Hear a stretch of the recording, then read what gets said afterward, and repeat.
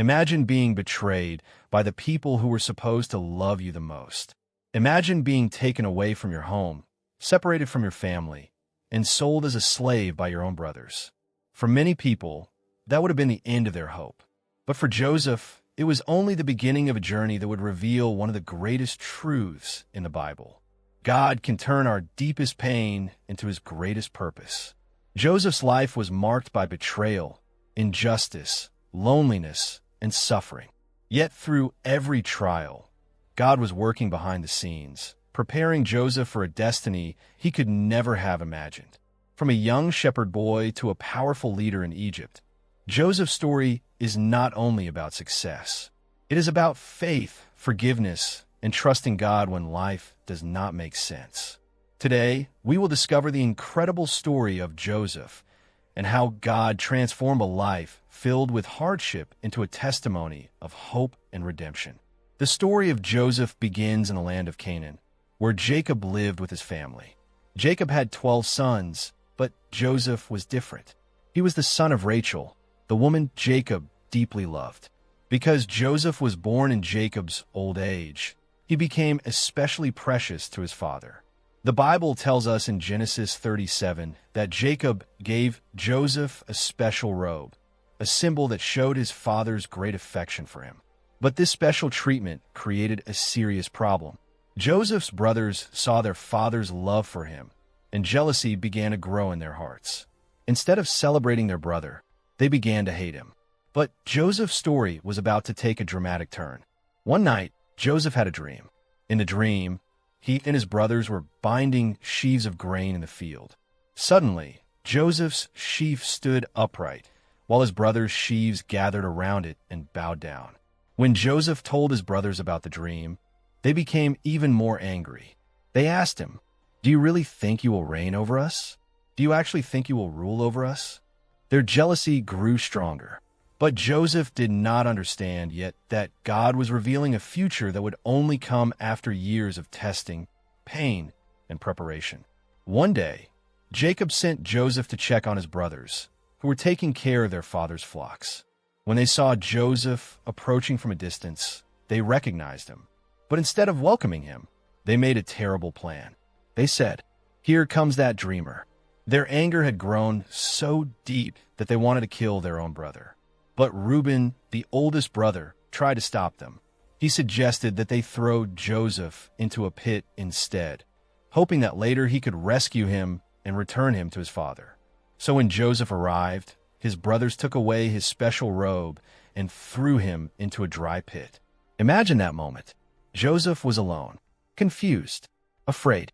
The same brothers he trusted had turned against him. Then, as they sat down to eat, they saw a caravan of traders traveling toward Egypt. Judah, one of Joseph's brothers, suggested an idea. Instead of killing Joseph, why not sell him? And that is exactly what they did. For 20 pieces of silver, Joseph was sold as a slave and taken away to Egypt. His brothers took his robe, covered it with animal blood, and showed it to Jacob, making him believe that Joseph had been killed by a wild animal. Jacob was devastated. But while Joseph was being carried away to a foreign land, God had not abandoned him. What looked like the end of Joseph's story was actually the beginning of God's plan. After being sold by his own brothers, Joseph arrived in Egypt as a slave. He had lost everything he knew: his family, his home, his freedom. He was now in a foreign land, surrounded by a culture completely different from his own. But even in his darkest moment, one truth remained. God was still with Joseph. The Bible tells us in Genesis 39 that Joseph was taken to the house of Potiphar, an officer of Pharaoh and captain of the guard. Although Joseph was a servant, God blessed everything he did. Potiphar noticed something different about him. Joseph was trustworthy, responsible, and successful in everything he managed. Because of this, Potiphar placed Joseph in charge of his entire household. Everything under Joseph's care began to prosper. But Joseph's journey was not going to be easy. A great test was about to come. Potiphar's wife noticed Joseph and tried to tempt him. Day after day, she attempted to convince Joseph to do something that would dishonor God and betray his master's trust. But Joseph refused. He said, How then could I do such a great wickedness and sin against God? Joseph understood something important. Even when nobody else was watching, God was. His faithfulness was not based on circumstances. It was based on his relationship with God. One day, when Joseph refused her again, Potiphar's wife became angry. She falsely accused Joseph of trying to harm her. Without hearing the truth, Potiphar sent Joseph to prison. Once again, Joseph's life changed completely. He had done what was right. He had honored God, yet he was punished for something he did not do. Joseph went from being a respected servant in Potiphar's house to a prisoner forgotten behind walls. To many people, it would have seemed like Joseph's dreams were impossible. How could someone in prison ever become a leader? How could someone with no power influence an entire nation? But the Bible repeats a powerful phrase. The Lord was with Joseph. Even in prison, God's presence had not left him. The prison keeper noticed Joseph's character and eventually placed him in charge of the other prisoners. Joseph continued to serve with excellence, even when his situation was unfair. This reveals something powerful about Joseph. He did not allow his circumstances to determine his faith. He could have become bitter. He could have given up. He could have blamed God. But instead, Joseph continued trusting. One day, two servants of Pharaoh were sent to prison, the chief cupbearer and the chief baker. Both men had dreams on the same night, and they were troubled because they did not understand their meaning. Joseph noticed their sadness and asked what was wrong. They told him about their dreams. Joseph answered, "Do not interpretations belong to God? Tell me your dreams." Joseph knew that the ability to understand dreams did not come from himself. It came from God.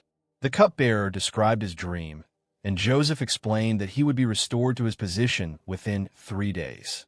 The baker also shared his dream, but Joseph explained that the outcome would be very different. Everything happened exactly as Joseph had said. The cupbearer was restored to Pharaoh's service. But despite Joseph's request to remember him, the cupbearer forgot about him, and Joseph remained in prison. 2 more years passed. Joseph was still waiting, still hoping, still trusting. Then, one night, Pharaoh had troubling dreams. Dreams that no one in Egypt could explain. The most powerful people in the nation could not provide an answer. That was when the cupbearer finally remembered Joseph. He told Pharaoh about the Hebrew man in prison who had accurately interpreted dreams. Pharaoh immediately called for Joseph. After years of suffering, Joseph was suddenly standing before the ruler of Egypt. But Joseph did not take credit for himself. When Pharaoh asked if he could interpret the dreams, Joseph answered, "I cannot do it, but God will give Pharaoh the answer he desires." What happened next would change Joseph's life forever.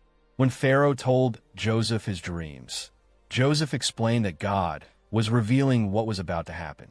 Egypt would experience 7 years of great abundance, followed by 7 years of severe famine. But Joseph did not only explain the dream. He also offered a solution. He advised Pharaoh to appoint a wise leader who could prepare Egypt for the difficult years ahead. Pharaoh recognized that God had given Joseph extraordinary wisdom. Then he said, "Can we find anyone like this man, one in whom is the Spirit of God?" In a single day, Joseph's life changed completely. The prisoner became a leader. The forgotten man became the second most powerful person in Egypt, only below Pharaoh himself. Joseph was placed in charge of preparing the nation for the coming famine. And everything happened exactly as God had revealed. During the years of abundance, Joseph stored grain throughout Egypt. Then the famine arrived, not only affecting Egypt, but many surrounding nations. People came from everywhere seeking food. And among those who traveled to Egypt were the very brothers who had betrayed Joseph many years before. When Joseph saw his brothers, he recognized them immediately, but they did not recognize him. The young brother they had sold as a slave was now standing before them as a powerful ruler. Joseph had every reason to seek revenge. He had the authority to punish them. He could have made them suffer just as he had suffered. But God had transformed Joseph's heart. After testing his brothers and seeing that they had changed, Joseph finally revealed his identity. He said, "I am Joseph. Is my father still living?" His brothers were terrified. They could not believe that the brother they had betrayed was alive, and standing before them. But Joseph did not respond with anger. He responded with forgiveness. He told them, "Do not be distressed or angry with yourselves for selling me here, because God sent me ahead of you to preserve life." Joseph understood something that only God could reveal. What his brothers meant for evil, God used for good. The betrayal, the slavery, the prison, the years of waiting, none of it was wasted in God's hands. Through Joseph, God saved countless lives and reunited a broken family. The story of Joseph is one of the greatest examples of God's faithfulness in the Bible, but it also points us toward an even greater story. Like Joseph, Jesus was rejected by those who should have accepted him. Joseph was sold for silver. Jesus was betrayed for silver. Joseph suffered injustice, even though he had done nothing wrong. Jesus suffered and died, though he was completely without sin. Joseph's suffering became the way God brought salvation to many people. And through Jesus Christ, God brought salvation to the entire world. Joseph's story reminds us that our pain does not mean God has abandoned us.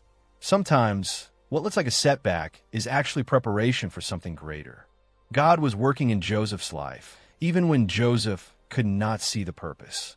And he is still working today. Maybe you're going through a season where you feel forgotten. Maybe doors have closed. Maybe people have disappointed you. Joseph's life teaches us that God sees what others cannot see. He knows the beginning, the middle, and the end of our story. Trust his timing. Trust his promises. Because the same God who was with Joseph in the pit, in the prison, and in the palace is still with his people today. If this story strengthened your faith, subscribe to Holy Script Stories and join us as we continue discovering the powerful stories of the Bible. May God bless you, and we will see you in the next biblical journey.